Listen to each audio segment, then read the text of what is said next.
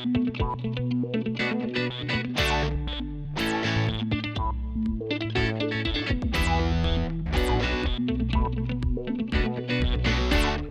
I'm Jeff Bartley, Senior Technical Advisor for Southbend Range. Today we're going to talk about thermostat calibration on the S-Series, Ultimate, and Platinum ranges. Okay, so there's two reasons why you would calibrate a thermostat.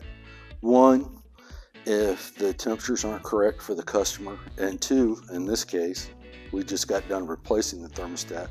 So we're going to go through the steps on how to set up for calibration and how to calibrate a thermostat. First step, we're going to remove the knob. We're going to grab our KX probe, open the oven, slide the rack out. We want center of the rack, so we're getting temperature, not rack temperature. Push the rack in, close the door, turn this to approximately 350, and then take the knob back off again.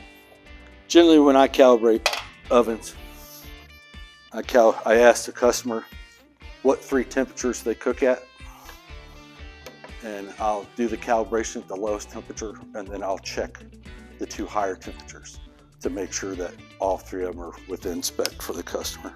Yep. We have our meter, and right here's where we're going to plug in at.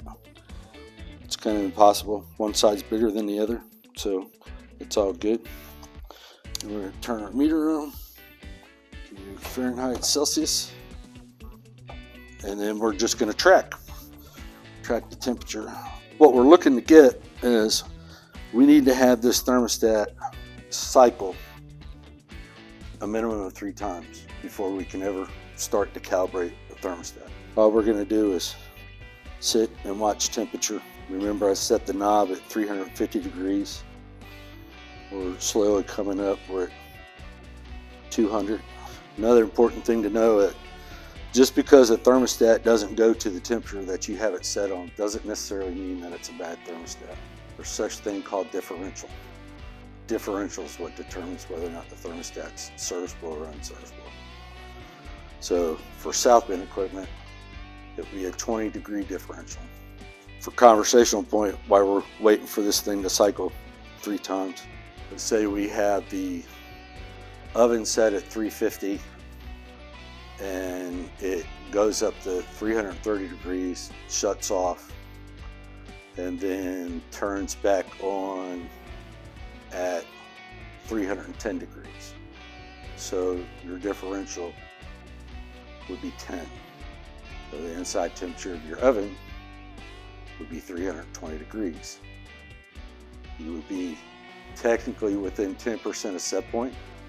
No calibration would be required because that could be as much as a 1/16 of an inch more knob placement or less knob placement.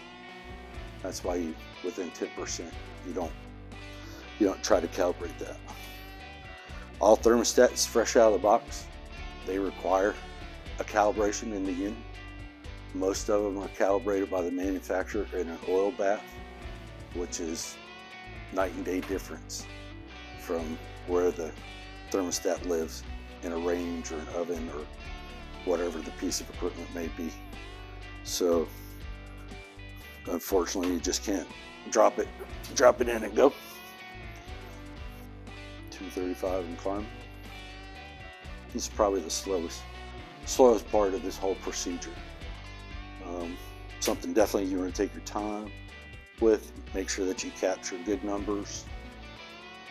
Make sure that your oven cycles at least 3 times before you go about trying to calibrate it,